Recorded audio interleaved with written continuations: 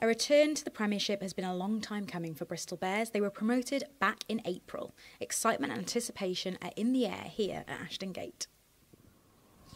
Ian, this is it. Premiership rugby, it's what you came to Bristol for. How excited are you for this season? Yeah, very excited. Obviously, having spent the year in the Championship last year, would have kept a close eye on the Premiership in the hope that I would have been playing in it this year. And from watching it closely, I've seen what a fantastic product it is, and the great teams and the supporters that follow it are so fanatical. So just looking forward to getting my teeth into it and getting stuck into it. Obviously, you did sign here looking at Pat's bigger picture and promotion and wanting to get up to the Premiership, but how much do you feel you learned from the Championship last season? Yeah, I learned a huge amount. The quality of the teams in the Championship was really good, and it was very challenging every week.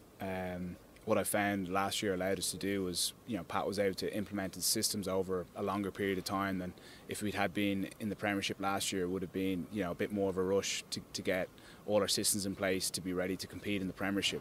So, having had the opportunity to learn all our systems through 2 pre-seasons and a full season in the Championship, where there's a less rigorous schedule with only 20 games, I think is a big advantage for this team.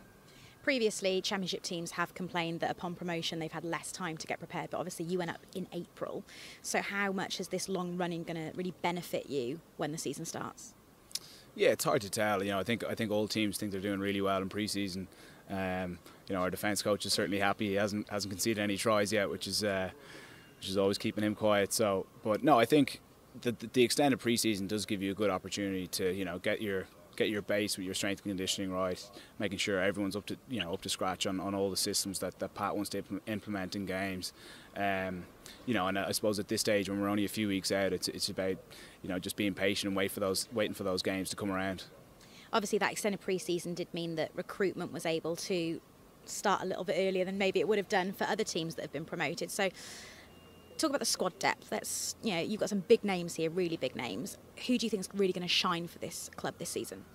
Yeah, it definitely is an advantage without having the, having to wait for the playoffs in the Championship as you did in previous years. Coaches were able to talk to players from other clubs earlier in the year and get our recruitment locked down.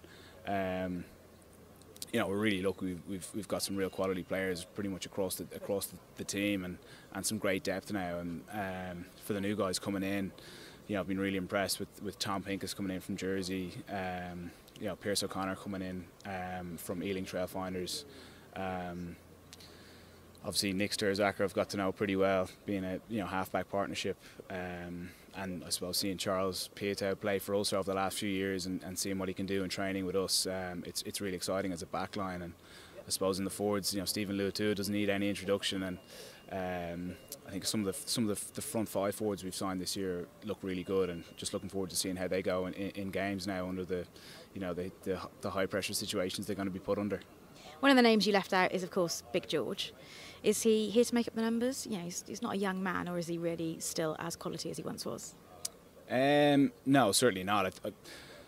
I've been part of quite a few teams, and in the short space of time that he's been with us, it's just incredible the impact that he's had.